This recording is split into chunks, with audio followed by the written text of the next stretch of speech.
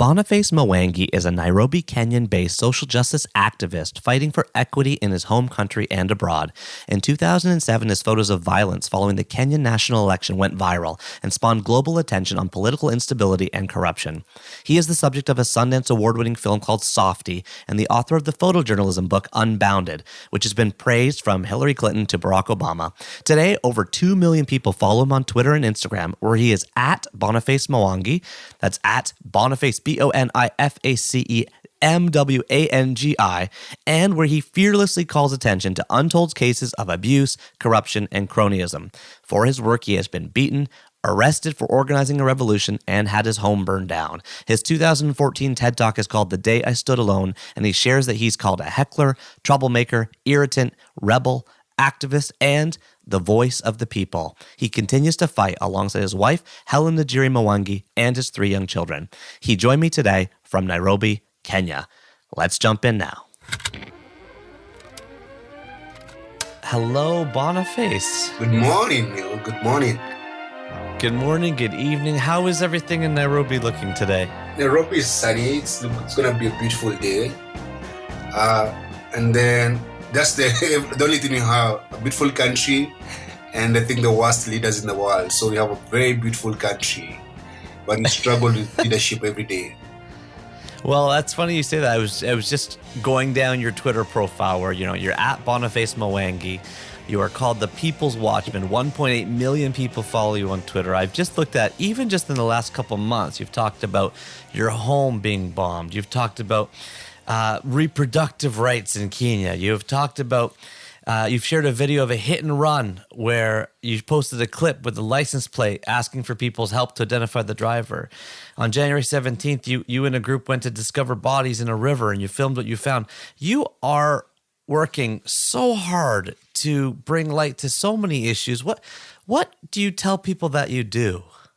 I'm a photographer. That's what I do for a living. I actually earn a living from taking pictures. That's my day job. But Kenyans have made me their unofficial president because when they have problems, instead of going to the police or going to government offices or their elected leaders, they come to me. And that means that I carry the burden of so many people. And it's not even healthy. I've tried to quit a couple of times. Kenyans will tell you that I've quit on them a couple of times and said I've resigned, I've quit. But how do you resign your life? So I always get back to doing what I do every day. Well, and if I have it right, you're 38 years old now, but when you were a kid or when you were younger, you read a book called The Man Who Moved the World, The Life and Work of Muhammad Amin by Bob Smith. This book came out in 98 by Camera Picks Publishers. It's got the cover is a picture of Muhammad Amin holding a camera in his hand, another around his neck. He's wearing a khaki vest with lots of pockets, and the title is in yellow cap on the cover with the author's name in white below. Muhammad Amin, of course, lived from 1943 to only 1996, a Kenyan photojournalist whose coverage, especially of the 1984 Ethiopian famine, spurred global action on many issues. He lost his arm photographing the Ethiopian Civil War, and he lost his life fighting with people trying to take over the plane of an Ethiopian flight, which ended up crashing into the Indian Ocean. Could you keep telling us your story of coming into photojournalism through the lens of discovering this book, which moved you as a child? So what happened, I was about 18 years old. I love photography. I was in Bible school. I thought I was going to become a pastor. But one of my lecturers knew that I loved photography. So, and coincidentally, she had worked for Muhammad Amin. And when he died, so she lost her job. And she gave me that book. And that book inspired me because for a couple of reasons. The year Muhammad Amin died, actually, I was thrown out of high school. And so I never went to high school, actually. I'm a high school dropout. Muhammad Amin was a high school dropout. Muhammad Amin was in class. One day, he was doing his exams, and he realized he did not understand anything he was reading. He threw his exam paper out of the window, walked out of the classroom, and became a photographer. Wow. That's what he did. And I thought he was a rebel. And I thought, this guy speaks my language. And I realized, even if I couldn't speak or communicate, a picture could speak 1,000 words. And I loved photography. And I said, or even actually shaped my career and my life in photography around that man because he was very brave. He was a go-getter. He went to uncharted places. He was just like, I want to do this story. I'll go get the story. And when I became a photographer, I carried his spirit in me.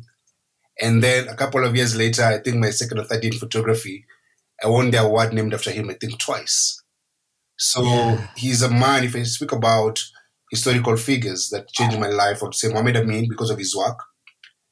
And then we'll come to Malcolm X as well. But so for Mohammed Amin, he's actually just doing his work. He saved millions of lives in Ethiopia. The biggest act of giving recorded historically in modern world is the giving that was given to Ethiopia in 1984. Yes, We Are the World campaign. Yes, even that song was sung for Ethiopians, for people to give, by Lionel Richie and Michael Jackson and the rest. So that's the impact of photography, that he did not have to open his mouth, but he did his work. And by doing his work, he changed the world.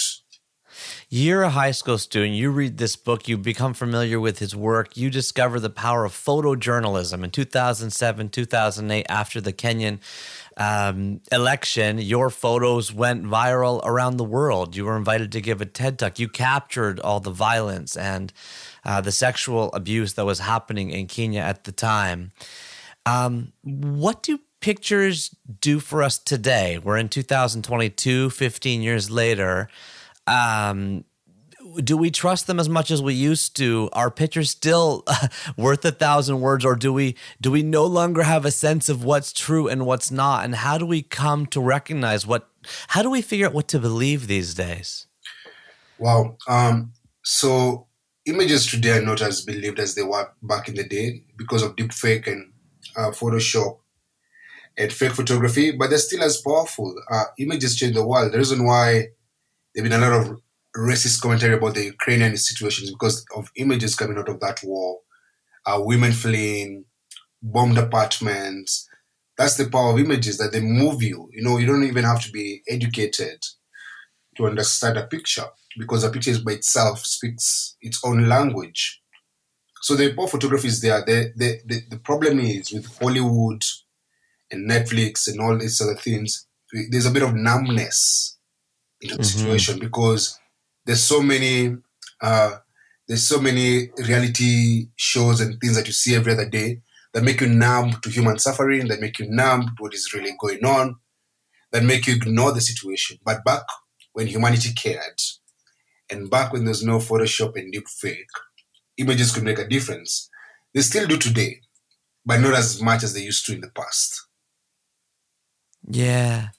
Yeah, it's interesting with Muhammad Amin too, because you mentioned, his ambition and his, the way he would chase stories. And there's a quote from this book I pulled out called "Mo knew the value of contacts, and people close to him said he had a reputation for being able to switch from charm to intimidation and back in the blink of an eye if the situation required of it," which in his line of work it often did. You came on today just a few minutes ago, denouncing the leadership of Kenya, and you do so daily on your Twitter feed. At the same time, these are folks that you have cataloged, a ton of violence. People have burned down your home. What's the line between charm and intimidation of your work, and how do you think about balancing that with the needs of your family? I know you've mentioned that you've quit a couple times. Yeah. Famous quote from your son in the Softie, the documentary, Sundance Award-winning documentary on your life, and you're running for politics in Kenya. Yeah. Your son says, "My dad got hurt by the police. Please tell him to get a better job." So how do you think about intimidation versus charm, and also balancing the work with also trying to be a dad and a husband first, which I know it's how you list yourself, of course, yes, on your biographies. So basically, activism comes from a place of love, deep love. That you love your country, you love the people, and you want to make a difference. So there's so much love in what you're trying to do, and that's why you care so much. However, in the work that we do, there's a place where you must put the fear of exposing someone, or the fear that they're going to get fired for them to do their job. And so you tell them, and that's where the intimidation comes in, and say, I am going to use my platform to expose you. And even if you're not afraid of exposure, you're going to ensure that you become famous for doing the wrong things. And so there's that a bit of intimidation that you use the fear that you might expose them, or the fact that it is you, because there are days that I used to be beaten. I still get beaten sometimes. I was beaten last year. The days I used to be beaten every other week by the police for speaking my mind or in a protest. But that has changed. That doesn't happen as often. Charm is very important, that people might be able to understand that, when you walk into a police station, you're going to see someone or you're going to get something sorted.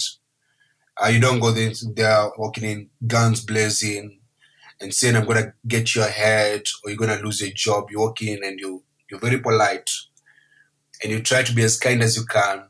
You be human as possible. And then if they don't listen to you or if they stall on you, then you bring out the other side of intimidation. But it's actually a very thin line, because it's just understanding human language and understanding situations. There's a place where your charm or your intimidation will not work. And there's a place where you just show up and they see your face and they do the right thing. And more lived in the days where a camera was a very powerful weapon. There were no phones. It was a very specialized job. And so when you showed up with that camera, it's like you're showing up like a media house, and they see you, they see newspaper headlines, they see a story out there. Nowadays, everyone has a phone, so when you show up with your camera, they're like, oh, this is just what everyone has back home. So there's no intimidation with that. Talking about, let me talk about the poor photography. In 2015, there's a Syrian boy who drowned, called Alan Kurdi, a 3-year-old. Mm-hmm. And there's a very powerful image of him drowning in Turkey, out there in the ocean. And that boy wearing a red shirt, like I think it was some blue shorts or something, moved the world to give Syrian refugees a home. It made the Germans open their borders and start accepting refugees. And that's the poor photography, that with one image, Europe changed the immigration policies that were very racist, because the world shamed them to do something about a situation. So in the right place at the right moment, if you hit the right mood, an image can change an entire conversation. It can change laws. It can change immigration policies. It can just change everything. And so photography is the most powerful tool in the world beyond words. Mm-hmm. And you post on your Twitter feed, direct messages you receive from sex workers who are not paid. Oh, I saw that. And then I saw that. And you phone the person who didn't pay them, and you say, your money should be on your way. You're using your Twitter feed like a public display, a photo display of, you take out all the names, I guess, but yes, you use it like a photograph. That's true. I screenshot my images and share them as that, so that I do not become the voice of the people, but rather the platform of the people. So I use my platform for them, because I'm not their voice. They have their own voice. So I help them communicate and bring out the issues using my platform without removing their voice from the conversation. Right. Well, one person who had a tremendous voice and whose activism could be argued came from a place of deep love is certainly Malcolm X. Your second book is Malcolm X: A Life of Reinvention by Manning Marable, which came out in 2011 from Viking. The cover is Malcolm X in a suit and tie sitting at a white booth, kind of a serious glance looking off camera. This is the definitive biography of Malcolm X, drawing on new research to trace his life from his troubled youth through the involvement of the Nation of Islam, his activism in the world of black nationalism, and eventually his assassination at age 38. Years in the making as a definitive biography of the legendary black activist, and won the 2012 Pulitzer Prize for History. File this one under 320.54 for political ideologies. Boniface, can you tell us about your relationship with Malcolm X: A Life of Reinvention by Manning Marable? Without Malcolm X, I wouldn't be as radical as I am as an activist. Without Malcolm X, I wouldn't be as brave as I am. So Malcolm X is that one historical figure who changed my life when I interacted with him in my teens. I started listening to Malcolm X tapes.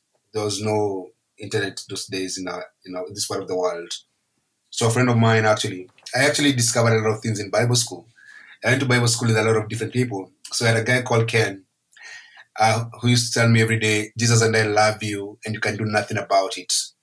And so, because I was very opinionated, he used to give me Malcolm X and Martin Luther King Jr. tapes.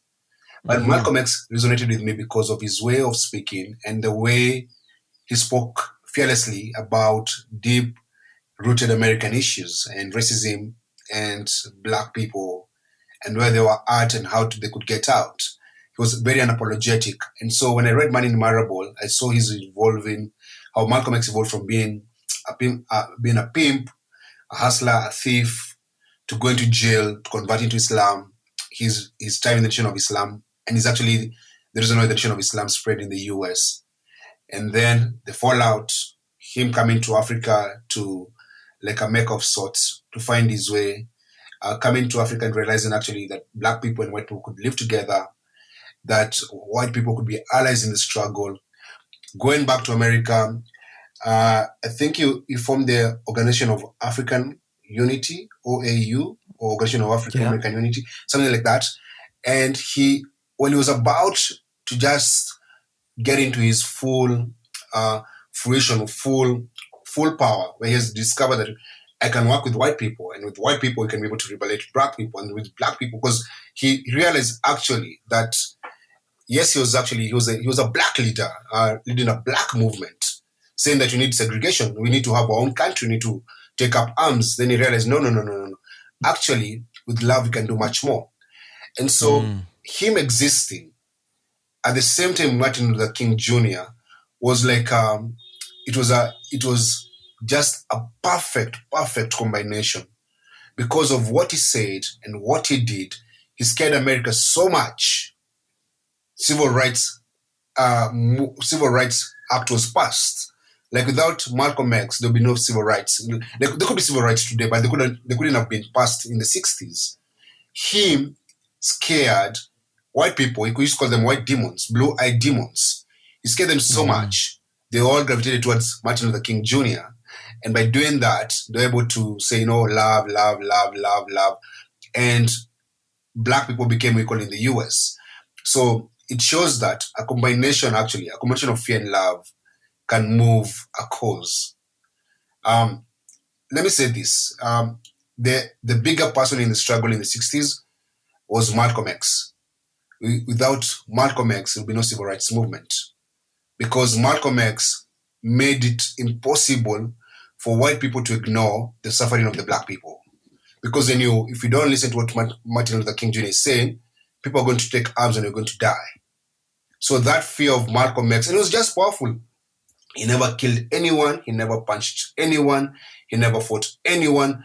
But when he spoke, he moved masses. When he spoke, he brought back the dignity to black people. He told them he used to be a bigger race. Him dropping his slave name and calling himself Malcolm X, because he said he wanted to carry the slave name, was very powerful. He helped black people rediscover themselves and to decolonize the mind so that they could stop thinking like slaves. Because one of the things that you do, if you grew up, if most of the African Americans come from a slave lineage, so there's some of those slave-like mentality that is passed on generations. And Malcolm X helped break those things. He broke those things in the 60s. You're talking about the civil rights movement in the 60s in the United States. Now, here we are in 2022. What are the issues that a lot of the work you do is about politics in Kenya. What are the biggest issues you're seeing right now from where you're sitting? I think there's still deep-rooted racism in the world, institutionalized racism in the world. You could say that even during war, when people are fleeing war, Africans were being discriminated in the Polish borders.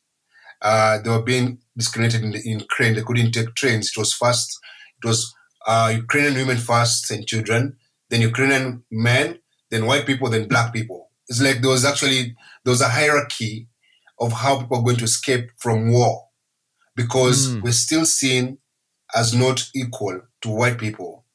If you look at America, they moved from prisons. No, they moved from slavery and the slave plantations to prison complex.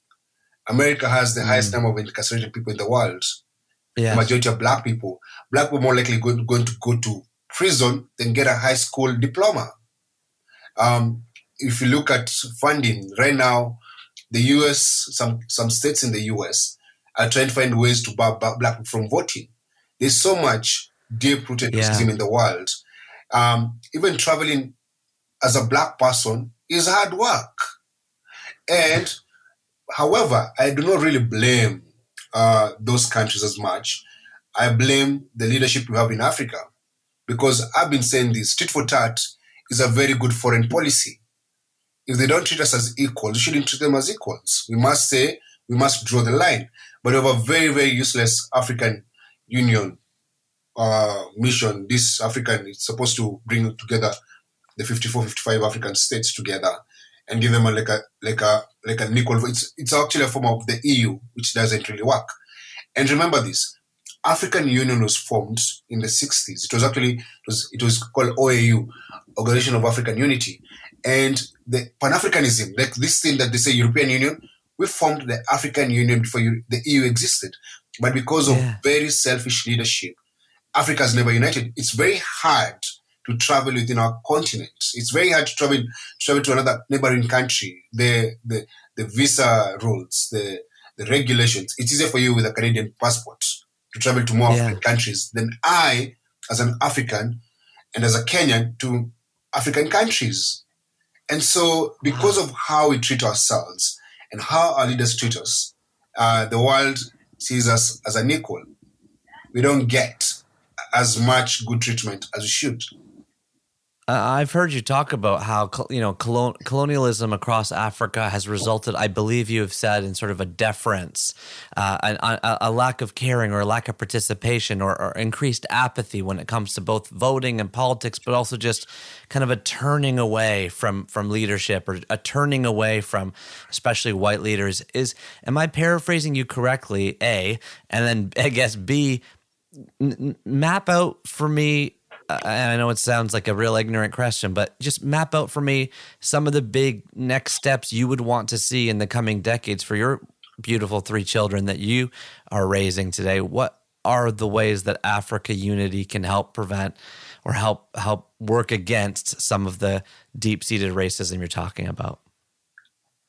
So there's a need for unity among Black people across the world because we face the same hurdles in life: low funding in education, likely to go to prison, discrimination at workplaces, not equal opportunities. There's a need for that.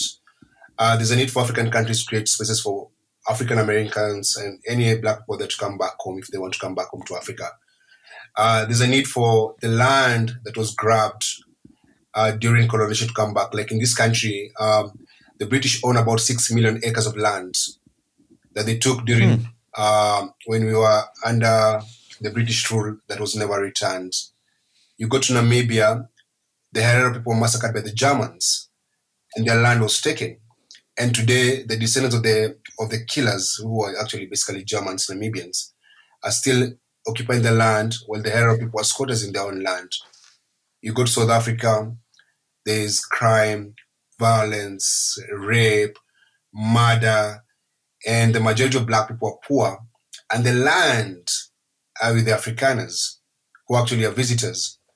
There's no, and you can prove me right or wrong, I don't know of any single African, someone born in Africa, who has 1,000 acres anywhere outside of Africa. But in this country, you have guys who own 1 million acres, 100,000 acres, and they don't even, that land was taken from our forefathers. So we need to address those issues. There's no way as a continent you're going to move forward without addressing historical injustices. The Jews, the Israelis never make us forget about the Holocaust. They talk about it every year. They talk about, if you want to get cancelled in the world, say anything against Israel, you get cancelled in the world, like completely. And you get alienated everywhere. But they don't want us to talk about the genocide in the Congo, what the Belgians did. They don't want us to talk about what the Germans did on this continent, what the Spanish did, what the Dutch did, what the British did. They don't want us to talk about those things. They don't want us to talk about who controls our oil, our gold, our diamonds, our coffee, our minerals. They don't want us to talk about what's going on in the Congo because of coltan.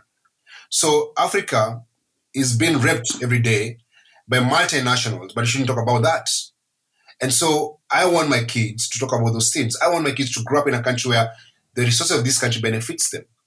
The money that is made by Canadians or Americans benefits Americans and Canadians first. However, the money that is made in this country doesn't benefit us. There's a company called Titanium in Kenya. It's a big company. It's a Canadian company. It does that they mine in the coast province of the coast part of this country. And if you look at the money they make and what they give back to the country and to the community, it's peanuts. We must talk about those things because Africa is not poor. Africa is poor because it's looted and raped by multinationals with the help of our leaders. And that's why I talk about leadership a lot, because if we don't fix our leaders, we're doomed. We are doomed. Yeah.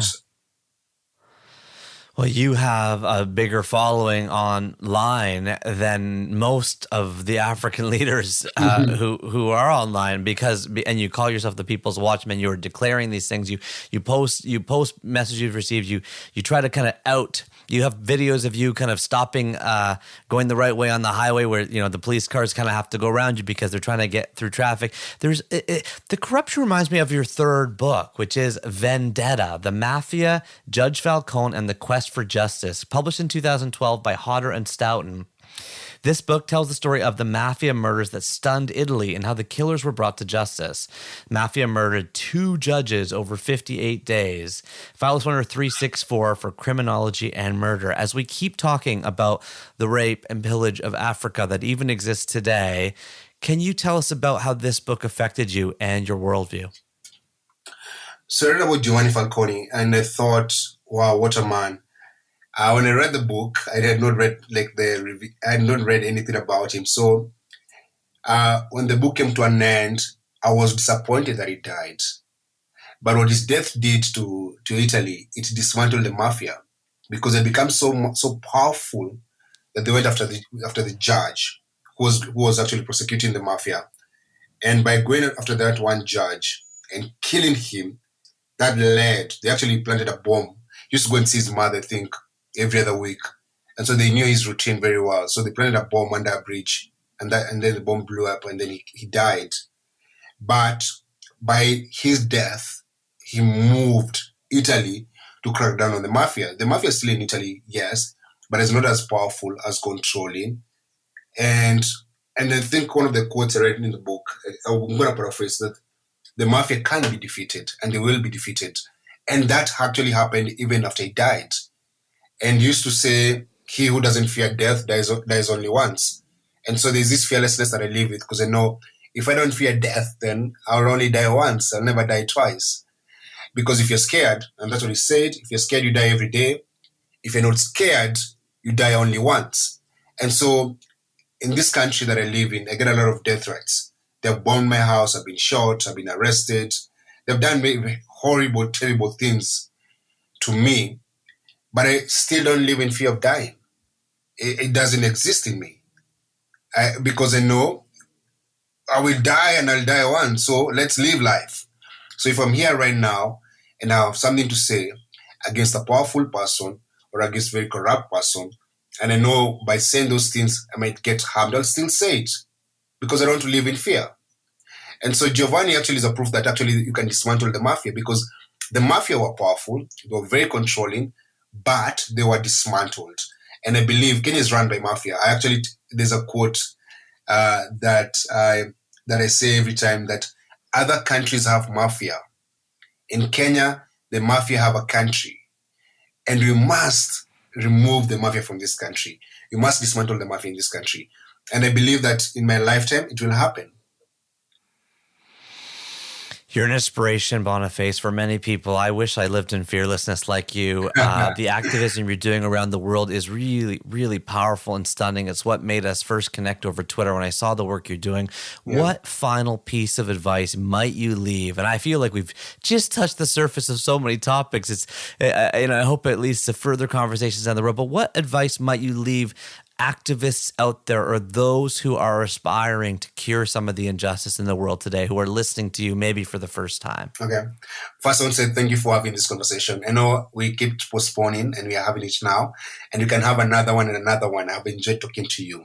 But finally, so Alice Walker said that activism is a rent we pay to be in this world. Every single person should be an active citizen. Every single person should become an activist. Because if we all become activists, we can fix the world collectively together. So find that issue that you care about in the community and fix it. Become an active citizen wherever you are in the world. And remember this, you can never achieve anything without courage. So speak courage fluently.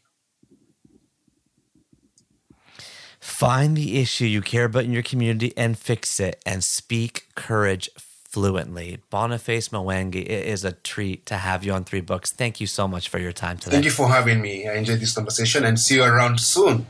See you on Twitter as well. See you around soon.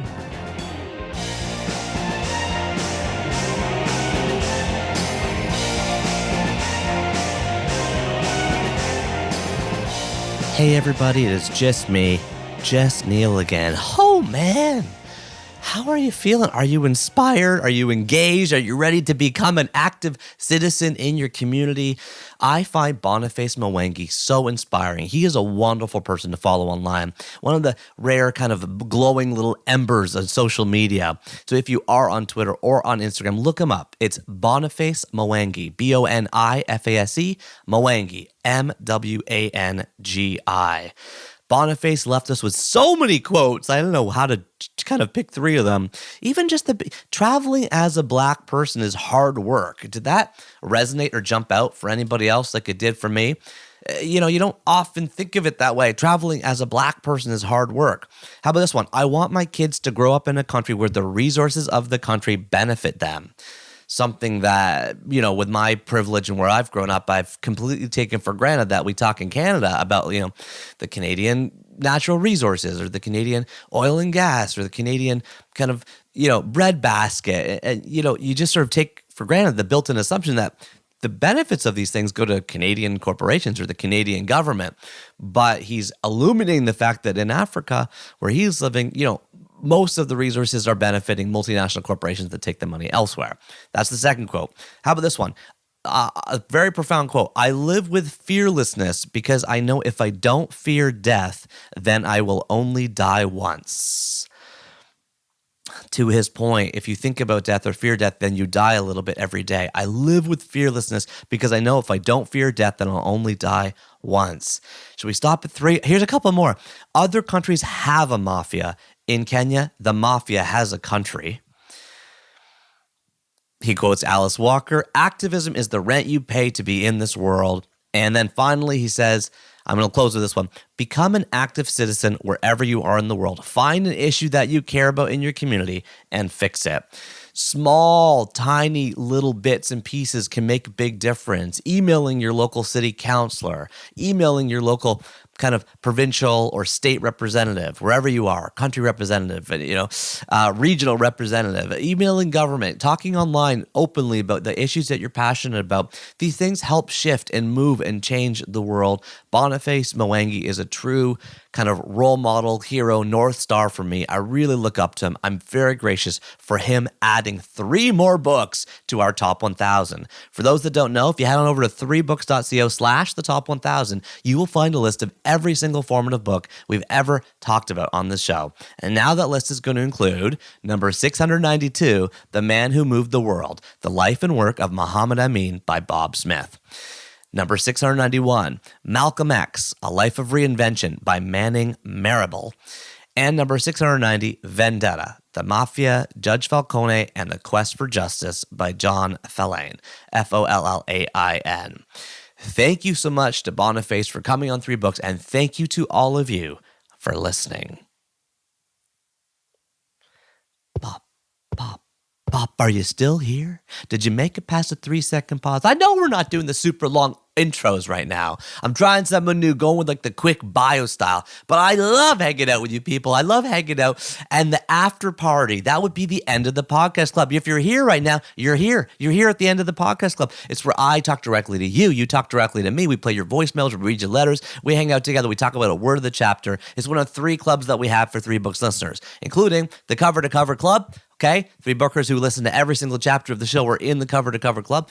And we've also got the Secret Club. And I can't tell you more about it, other than you can only find out how to get in by calling our phone number. Our phone number is 1-833-READ-LAW. I love when you call. It's hard these days to call. It's rare these days to call, to pick up the phone, to actually dial a number. But guess what? If you call me and you mess up, because people say this all the time, well, I messed up, it didn't really sound right, just call back. Or call back again. Just call me till you get it right. Or call me till you're happy with it. Share a formative book. Share feedback on the show. We love playing your voicemails, and let's do that right now. Hey Neil, it's Anne from Maryland. I forgot to tell you about my new book club with my best friends. We live pretty far apart from each other, and last time we were together, we were talking about how the book clubs we'd been in the past were like, we didn't really like, or had really weird themes, but they were all bestsellers and just stuff we weren't interested in. So I suggested that we make a book club just for the fun books. So shout out to No Book Guilt. We've been reading romance novels and mysteries and all kinds of just fun stuff. And we were looking for a new book, and I recommended Princess Bride based on the conversation that you had. The name is, I'm blanking on the author. But turns out one of my best friends had never read it or had never seen the movie. And that she read the book and was floored. She loved it. She has two little boys at home too. And she read the book in less than a week. She flew through it and she absolutely raves about it. The next step is we're going to have to get her to watch the movie. But I'm only halfway through. But it's great. It's really, really interesting. It definitely lives up. The movie lives up. It's really fun. So I just wanted to share that, I'm getting some great ideas and sharing the love. Have a great day, Neil. Thanks for everything. Bye. Thank you so much to Anne from Maryland for the phone call. So much to unpack and talk about there. First of all, thank you for reminding everybody, including me, that we have no book shame, no book guilt on this show. Ditching the pretentious, thick, gigantic tome that your book club is reading in favor of the Harlequin romance novel. 3 cheers for that, or for the comic book or the young adult novel or whatever is kind of hitting you, And by the way, it could be the opposite way. You might just ditch all the young adult novels for the giant, thick Nobel Prize winners. Whatever you want. There's no book shame. There's no book guilt. There's no judgment in any way. And also heard the fact that you love The Princess Bride. Okay, so that was number 768 on our top 1,000, chosen way back in chapter 78 by Louis Sachar. Do you remember that one? Louis Sachar on Sideways Stories from Salinger to Steinbeck. Of course, Salinger and Steinbeck don't mention The Princess Bride. There's also an asterisk beside that name, 768. That's because that book was also chosen by Jenny Lawson. Jenny Lawson, who was our guest in chapter 76. So not too far away. Jenny Lawson ended up picking a Ray Bradbury book, Twice 22, Go Ask Alice, and The Nutshell Studies, okay? She gave me a lot of books. We ended up using the ones that weren't mentioned before. So if you haven't read The Princess Bride by William Goldman, there's another mention for it for you. And if you haven't seen the movie, which I think I haven't seen it since I was a little kid, so you're kind of making me think I should go back, and I should probably start watching it with my kids. I don't know what age it's for. I don't know. What other movies are like that? Movies that are like classics from 10, 20, 30, 40, 50 years ago that are just resonant for all ages that we don't talk about enough. Like Honey, I Shrunk the Kids is a great one, right? Last thing I watched with the whole family, yeah, there's a scary scene with an ant, but we can pull that off. It's just a homespun kind of comedy. It still works. The Mighty Ducks I throw in there. Anyone else got another one? I know we're spending most of our time reading, and thank you so much for your call. Okay, now it's time for the letter of the chapter. And this chapter's letter comes via the old-fashioned way. I got an envelope here. I'm opening it up, and inside there are 3 kind of cream-colored foolscap pieces of paper. from Grant Harris. Hello, Neil. I have always been a reader since I picked up a copy of Stephen King's The Stand in my early teens. I have been reading ever since. I read a couple books a year, and in 2019, I started committing to read more. Now, I have kept a reading log I've attached here for you. I have 25 books on my to-be-read list today, and another 10 on the list that are currently on my shelves. Not only do I read, but I also share ideas in books with others. In the last couple years, I have shared and bought the following book for my staff and my manager. Lead, Care, Win by Dan Pontefract, if I read that right. Pontefarct, if I read that right. He does apologize at the end for his messy handwriting, but that's just me not sure if I can read that. And Do More Great Work by Michael Bungay Stanier. Yes, Michael Bungay Stanier was our guest back in chapter 48. Everything comes full circle in life, doesn't it? The letter continues. I have read You Are Awesome and The Happiness Equation and love them. The Book of Awesome is on my shelf. Thank you for your great work. I'm really enjoying 3 books. My company also did a book review of You Are Awesome, and the book was on the table upstairs at my house, and my daughter told me she actually saw you speak at Sinclair Secondary School a few years ago. Side note, that was my high school, and I went back and gave a speech at the reunion. She also read your book. Both my daughters are avid readers, and they both prefer quote-unquote real books. I reviewed the top 1,000 on 3books.co, and so far I have read 13 books of the mentioned, and I have 4 on my to-be-read list. I am sure at some point someone will add Robin Sharma's 5 a.m. Club and Everyday Hero Manifesto to the list. I will say Everyday Hero Manifesto by Robin Sharma is probably one of my 3 most formative books. All the best, and P.S., sorry for the messy handwriting. Grant, you made my day. I love getting real paper letters sometimes. There is an address on our website, 3books.co, if you are so inclined to mail us something. And at the bottom of all my emails, if you want my monthly book club or the podcast emails or the biweekly poems that I send out or the daily awesome things I send out. Speaking of daily awesome things, there's going to be an announcement soon. Not yet, about another book. It's not, I can't announce it in advance.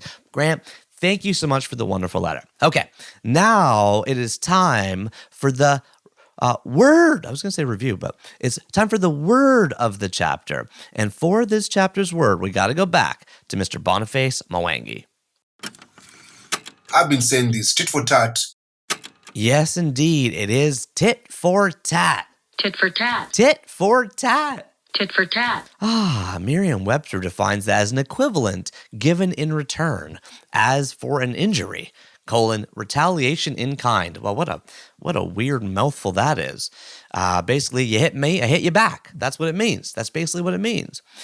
But did you know it's either 3 words, tit for tat, an idiom that means response in kind, retaliation, or counterattack, or if it's hyphenated, it's an adjective. Okay, a little bit more helpful. But let's go deeper. Let's go deeper into this.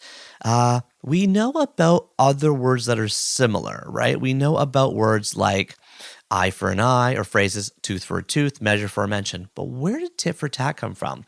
Well, 500 years ago, a tip referred to a light strike or blow. Think about like fencing or hitting someone lightly, a tip.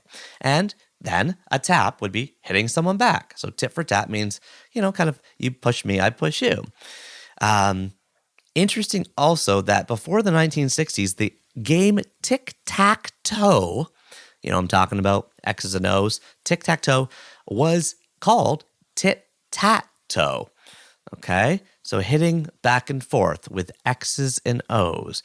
Tit for tat, an equivalent given in return, as for an injury, retaliation in kind. Tit for tat. Boniface Mwangi, thank you so much for coming on 3 Books, and thank you all of you for listening. It has been a joy. It has been a pleasure. I love spending this time with you. And remember until next time that you are what you eat and you are what you read. Keep turning that page, and I'll talk to you soon. Take care.